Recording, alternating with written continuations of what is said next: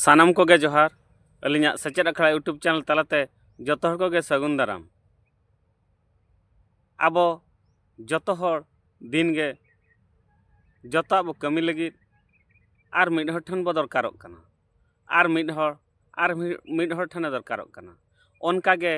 आबो हर हपन जतो हर गे जतो हर ठन बो दरकारोगा जहाँ चे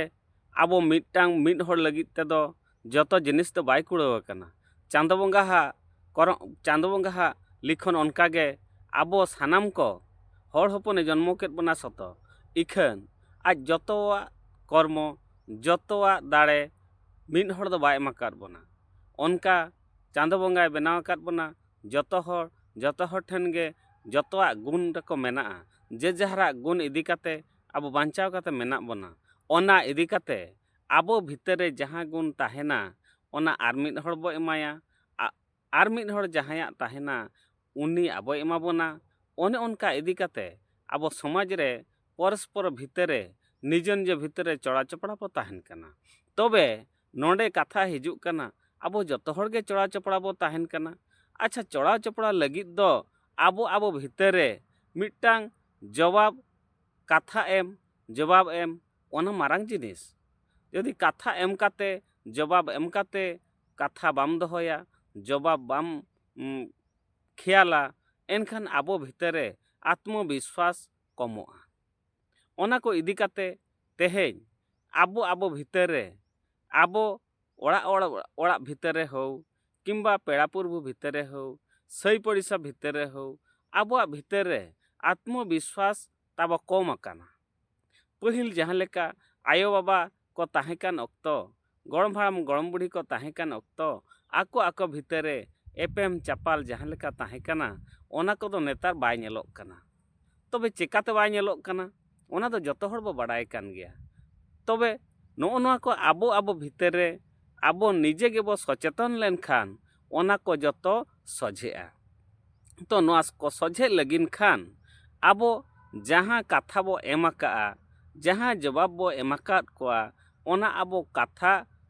दोहोगे मारांग जिनिस जदि जवाब काते जवाब दोहो काते जदि ओना जवाब बाम पूरणा एनखान दो आजा आम चेतान रे जो आत्मविश्वास ताहे काना ओना आत्मविश्वास तेद कमोआ। तबे नोआ को जिनिस गे मिटांग कथा जवाब नोआ को दो अड़ी मारांग जिनिस नोआ चेतान रेगे आबो आत्मविश्वास तेद ताहेन काना। तबे नोआ को इदी काते आबो हड़ हपन काते आबो निहाती जवाब बो दोहया कथा बो एमा कोआ आर ओना बो कमिया ओना कमी अनुसारे आबो कमी लेखान निज प्रति जो आत्मविश्वास बढ़ावा। तो ओनाते आबो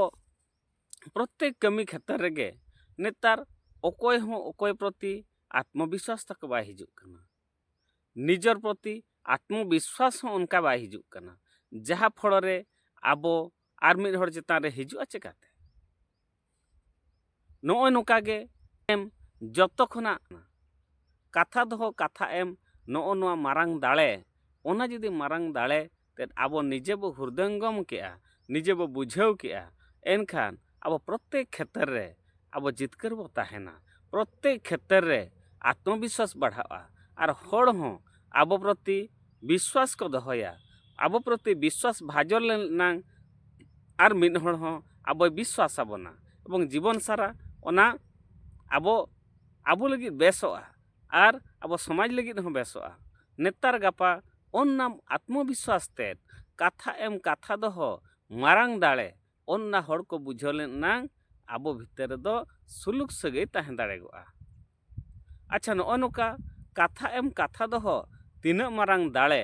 ओन्ना को इदी काते तेहिं गपाल माराव हुईना आपे को चेद लेका बे बुझाव केआ नोआ को आंजम काते आपेया उत्तर नोना कमेंट माध्यम ते दोहयाबो ताबो मा तबे तेहिं दो इना गे जोहार।